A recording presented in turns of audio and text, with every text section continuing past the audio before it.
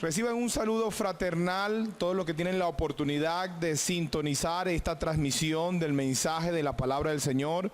Sean bienvenidos a la exposición de una serie de mensajes expositivos y consecutivos en el Evangelio según San Juan, y particularmente el día de hoy vamos a enfocarnos en el texto de Juan capítulo 6, versículo del 30 al 36, por lo que yo voy a pedirle que si tiene su Biblia a la mano pueda acompañarme y juntos leamos el texto de la palabra del Señor.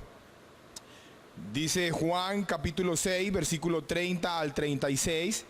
Le dijeron entonces: ¿qué señal pues haces tú para que veamos y te creamos? ¿Qué obra haces? Nuestros padres comieron el maná en el desierto, como está escrito: pan del cielo les dio a comer.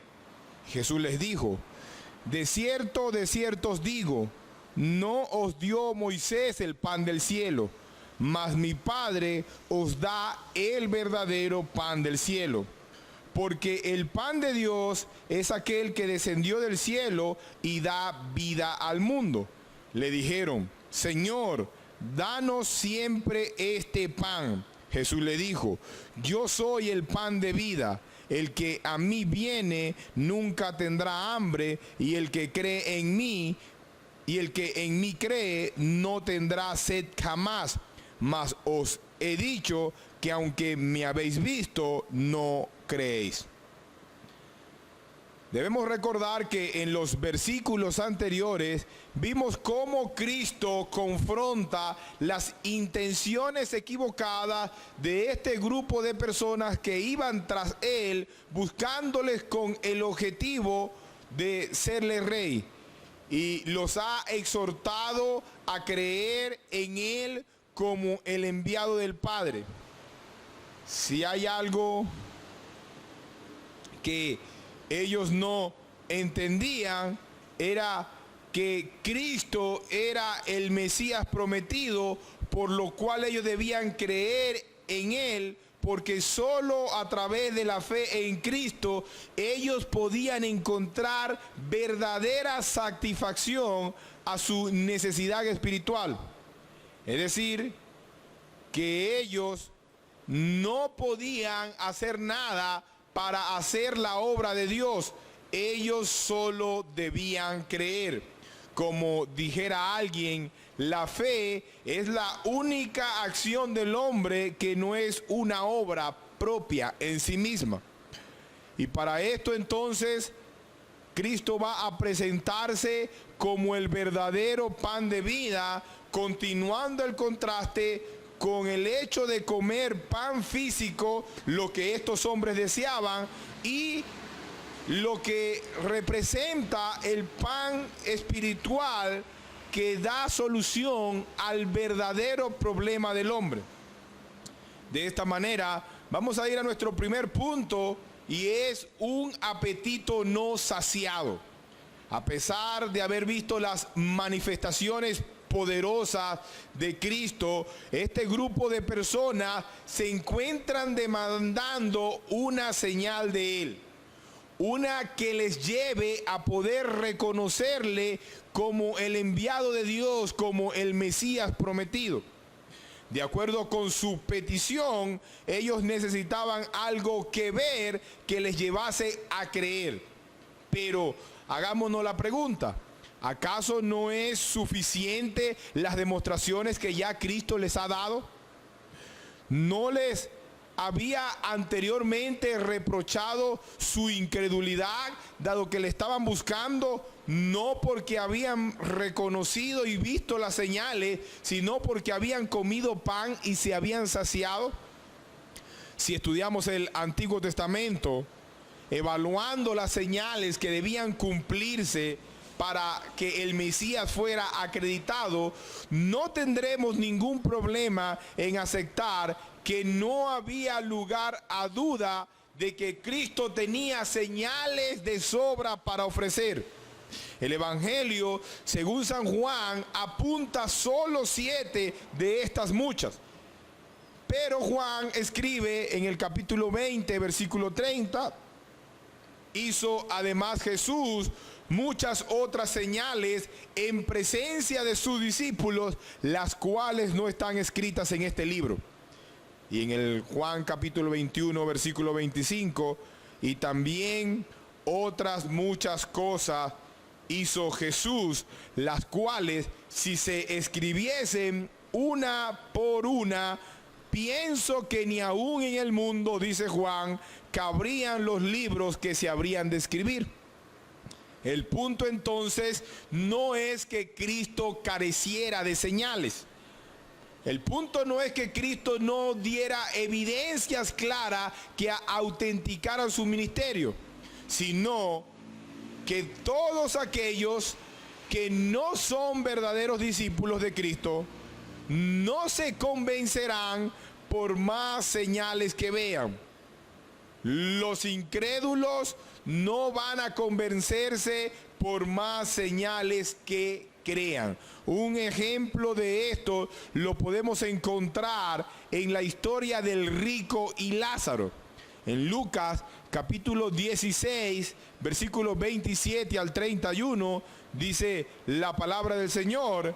Entonces le dijo: te ruego pues, Padre, que le envíes a la casa de mi padre, porque tengo 5 hermanos, para que les testifique, a fin de que no vengan ellos también a este lugar. Y Abraham le dijo: a Moisés y a los profetas tienen, óiganlos. Él entonces dijo: no, padre Abraham, pero si alguno fuere a ellos de entre los muertos, se arrepentirán. Mas Abraham le dijo: si no oyen a Moisés y a los profetas, tampoco se persuadirán, aunque alguno se levante de los muertos. ¿Cuál es mi punto con esto? Bueno, es claro que las señales milagrosas que Cristo había hecho lo autenticaban como el Mesías prometido. Si fuese solamente por la evidencia, estos hombres debían haber creído de manera rotunda. Pero ellos no habían creído a las señales, y mucho menos al mayor testimonio de la identidad de Cristo, que son las mismas Escrituras. Eso fue precisamente lo que Cristo dijo en Juan capítulo 5, versículo 39. Escudriñad las Escrituras, porque a vosotros os parece que en ella tenéis vida eterna, y ellas son las que dan testimonio de mí. Y no queréis venir a mí para que tengan vida. Es decir, que el testimonio que el testimonio que ellos no querían recibir era el testimonio de las Escrituras, que estaba claro, que era conciso, que era evidente, pero estas personas no querían aceptarlo. Luego, ¿qué es exactamente lo que ellos estaban esperando? ¿Qué es exactamente lo que ellos querían con esta solicitud? Bueno, el versículo 31 nos da luces acerca de esto. Este grupo de personas habían visto la multiplicación de los panes y los peces, donde probablemente habían comido cerca de 20,000 personas. Pero según ellos, o desde acuerdo a su entendimiento, esto no es comparable con lo que sucedió en el desierto, donde millones habían comido, y no una sola vez, sino diariamente durante muchos años.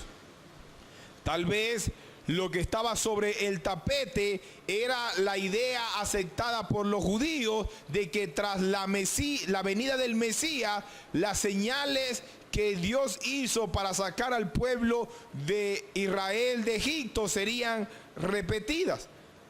Es muy seguro que tuvieran en mente la idea de Miqueas capítulo 7, versículo 15, donde dice: yo les mostraré maravillas como el día en que saliste de Egipto. De esta manera, su petición suena de esta manera: si quieres que confiemos en ti, tienes que hacer algo mayor a lo que hizo Moisés cuando le dio maná a nuestros padres en el desierto. Es decir, que ellos no dudaban del milagro de Cristo. Lo que pasaba era que para ellos este milagro no era suficiente, puesto que ellos esperaban que se repitiese un acontecimiento parecido al maná que descendió del cielo para alimentar al pueblo de Israel durante la peregrinación en el desierto. Puesto de otra manera, las expectativas de este grupo de personas eran, entre comillas, más altas de lo que Cristo podía llenar. Ellos necesitaban algo más. Pero en este punto podemos hacernos una pregunta. ¿Cuánto más necesitaban? ¿Cuánto más deseaban ver? El punto aquí, hermanos y amigos, es que el apetito por lo maravilloso no podía ser saciado. Podemos ver en perspectiva a los líderes judíos cuando le pedían a Cristo que se bajase de la cruz para que ellos creyesen. Cuando le vieron allí en el momento de la crucifixión, le dijeron: bájate de la cruz para que creamos. Sin embargo, una vez que Cristo resucitó, mostrando un milagro infinitamente superior, igual siguieron sumergidos en su incredulidad y optaron por esconderse de la verdad. Ellos se aferraron, ¿sí?, a sus ideas propias y egoístas y decidieron desechar la verdad de Dios que tenían frente a sus ojos. Algunos cristianos sinceros al día de hoy sugieren que si hubieran más señales dentro de la iglesia, si más cosas maravillosas y extraordinarias sucedieran, entonces habría más creyentes. Quieren ver cosas como escarcha descendiendo durante las reuniones de adoración, aceite en las paredes, enfermos sañados y todo tipo de cosas maravillosas. De hecho, en algunos círculos extremos, esas cosas que desean y esperan ver parecen hasta ridículas. El punto es que están sacrificando la predicación bíblica del evangelio en aras de atraer a las multitudes. Y no se equivocan. Ciertamente las multitudes siempre van a ir tras lo extraordinario. Estas van tras esas señales, sean verdaderas o sean falsas, porque las multitudes son deslumbradas por lo esotérico, por lo místico. Hay esa inclinación en el corazón de las multitudes. El punto es que van tras lo extraordinario, van tras lo místico, van tras lo esotérico, pero no van tras Cristo. Muchos ignorantes que fungen como maestros de la palabra de Dios se equivocan al pensar y enseñar que el hecho de que muchos se maravillen de lo que sucede en los espectáculos evangélicos implica que las multitudes están aclamando a Cristo. Pero esto es totalmente falso. Con todo eso, es una triste realidad de nuestros días que tenemos a muchas personas deseando ver señales. Si tan solo yo viese a un muerto resucitar, o si tan solo yo viese a un paralítico levantarse, entonces creería. El punto es que las señales no producen fe verdadera. Lo que produce la fe es la obra sobrenatural del Espíritu Santo a través de la predicación del Evangelio. Lo extraordinario atraerá a las multitudes, pero no hará creyentes verdaderos que vengan a Cristo por quien Él es y no por lo que les puede dar.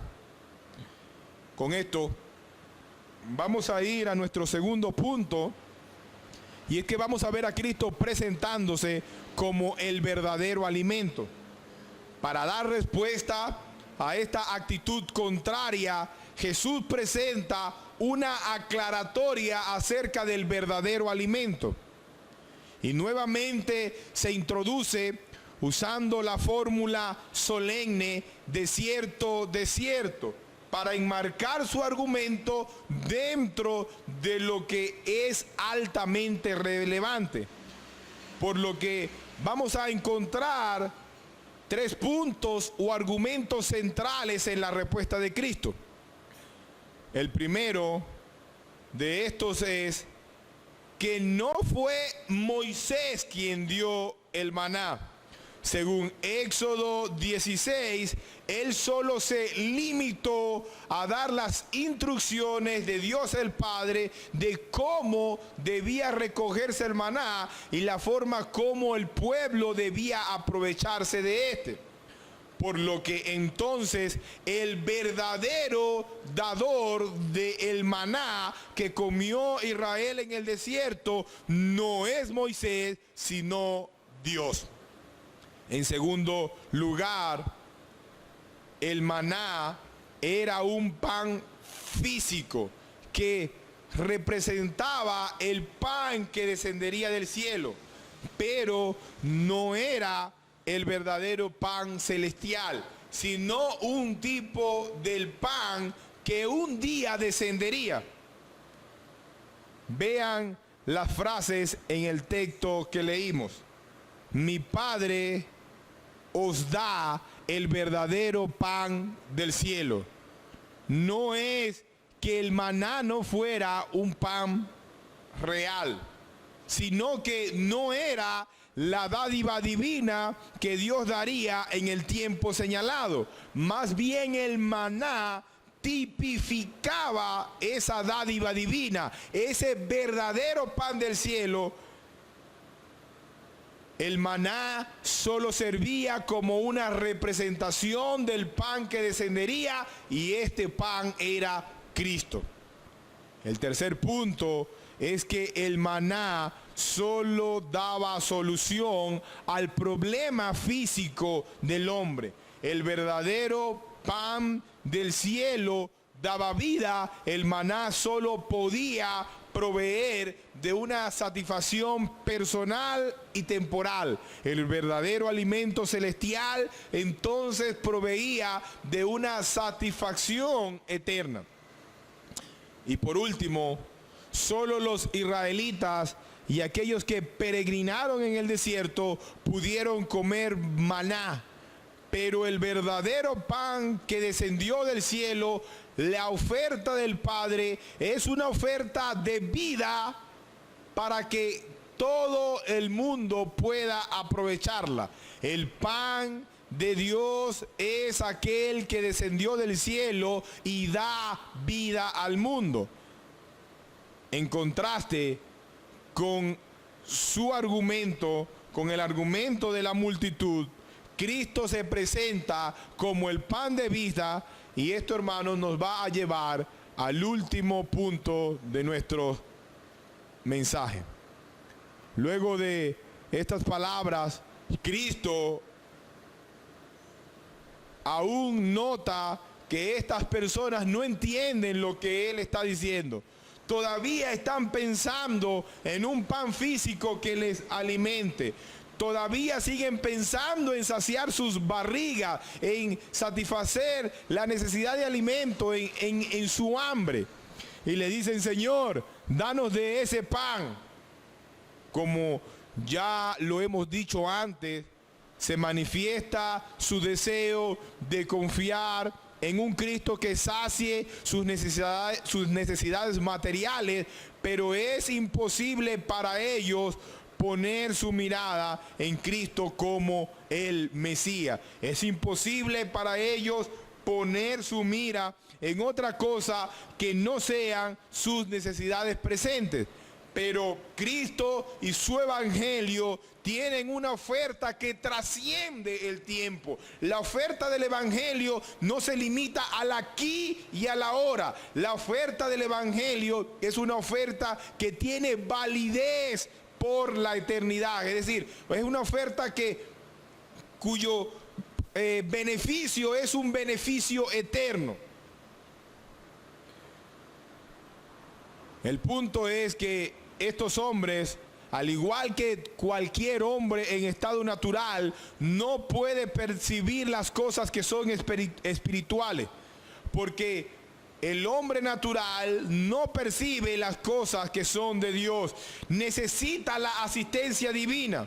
El hombre natural está interesado en las cosas de este mundo, pero no está interesado en las cosas espirituales.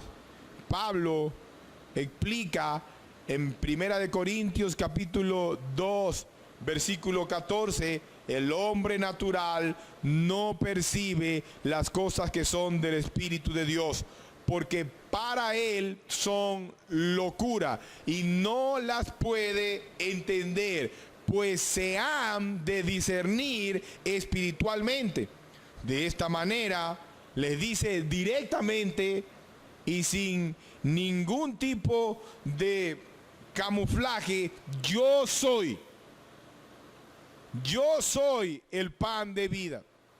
Y resalta esta frase que para los judíos era mítica, porque recuerden que el yo soy era el nombre de Dios. Es decir, que en este sentido Cristo no solamente se presenta como el pan de vida, sino como el Dios único y verdadero, que es al mismo tiempo pan de vida para su pueblo. Él les está diciendo que ya deben dejar de pensar en los panes y en los peces y deben fijar su mirada en Él, en Cristo, como el sustento de sus almas. De modo que comiendo de Él y bebiendo de Él, sus almas estén saciadas y ya no habrá más hambre espiritual. Dos verbos son usados por Juan para destacar en nuestro texto la responsabilidad del hombre respecto a Cristo y a su evangelio. Y estos verbos son venir y creer. Cristo le dice: yo soy el pan de vida. El que a mí viene nunca tendrá hambre, y el que en mí cree no tendrá sed jamás. Si vamos a Él y creemos en su obra, Él nos asegura salvación. Y aunque Juan no menciona el arrepentimiento, es claro que está implícito en el verbo creer. Como dijera Spurgeon, usted y su pecado deben separarse, o Dios y usted nunca estarán juntos. Ir a Cristo y creer en Él implica una renuncia a nuestra pasada manera de vivir, al mismo tiempo que con nuestras actitudes, con nuestras acciones, mostramos un reconocimiento de Cristo como el Señor de nuestras vidas y en quien hay salvación a través de la fe. Entonces noten, Cristo se presenta como el único Dios verdadero, que al mismo tiempo es pan de vida para los suyos, y llama a estos hombres a venir a Él y a creer en Él. Esa es la forma de participar del pan celestial: venir a Cristo en humillación y arrepentimiento y creer en su obra expiatoria en la cruz del Calvario. Esa es la forma como una persona puede participar de este que es el pan de vida. Esa es la forma como nosotros podemos comer y beber de este alimento celestial. Las palabras de Cristo cierran con una nota de reprensión a sus oyentes, dado que estaban rechazando al verdadero pan espiritual producto de su incredulidad. Él les dice: mas os he dicho que aunque me habéis visto, no creéis.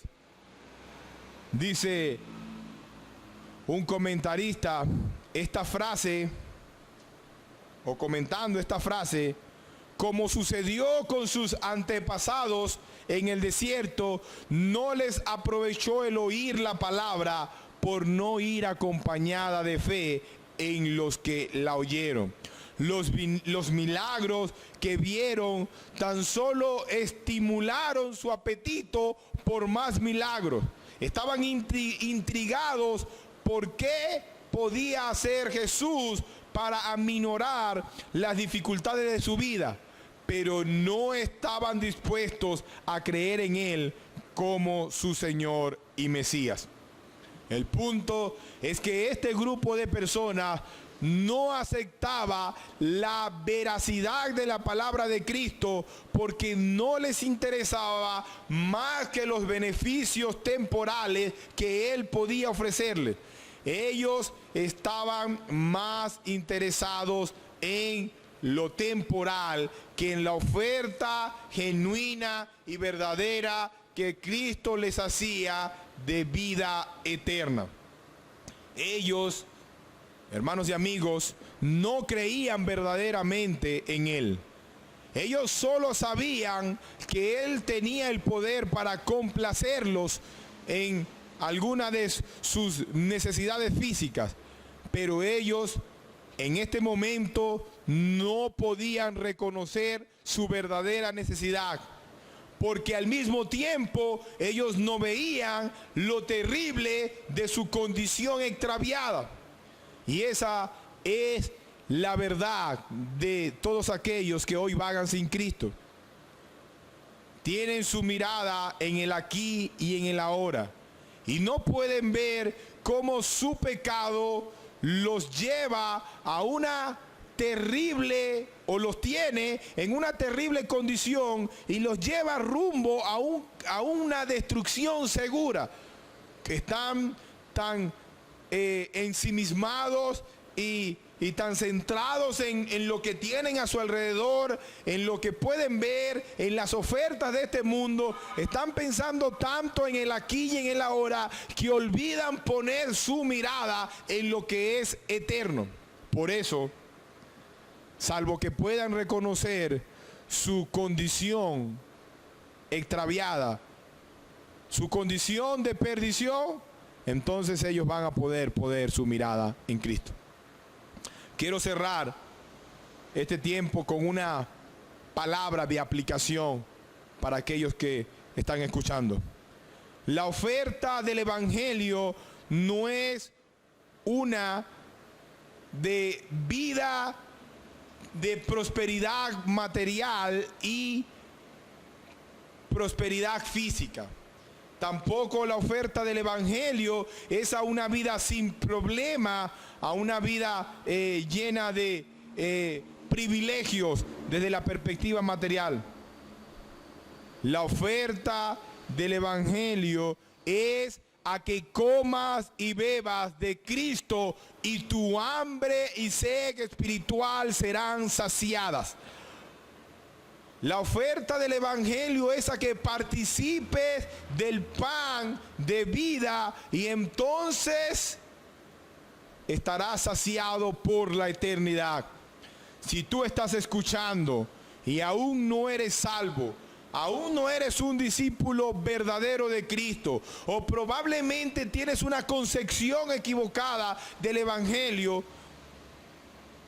quiero que sepas que si aún no has reconocido a Cristo y su Evangelio verdadero, y eres uno de esos que solo está interesado en los beneficios que Él te puede ofrecer, tengo que decirte que estás en terrible pena de condenación. Estás en terrible pena de condenación. Vas camino a tu propia destrucción. Pero Esta es la buena noticia. Si vienes a Cristo y crees en Él, arrepintiéndote de tus pecados, puede que no llegues a ser rico en este siglo, pero seguro lo serás en el venidero. Puede que en este siglo tengas que enfrentarte a la enfermedad, pero en el siglo venidero tendrás un cuerpo transformado semejante al cuerpo de la gloria de Cristo. Puede que aún la muerte toque a tu puerta, pero si estás en Cristo, un día Él te levantará de los muertos para entonces reinar eternamente con Él. Si hoy tú vienes a Cristo y te arrepientes de tus pecados, hoy será un día de salvación para tu alma y habrás comido el verdadero pan del cielo que te asegura vida eterna con Él. Amén. Oremos. Padre, gracias. Gracias, Señor, por tu palabra. Prospera, Señor, el evangelio predicado. Fortalece la vida de los creyentes y da vida a aquellos que aún no creen, Padre. Estamos delante de ti. Oramos en los méritos de Cristo Jesús. Amén.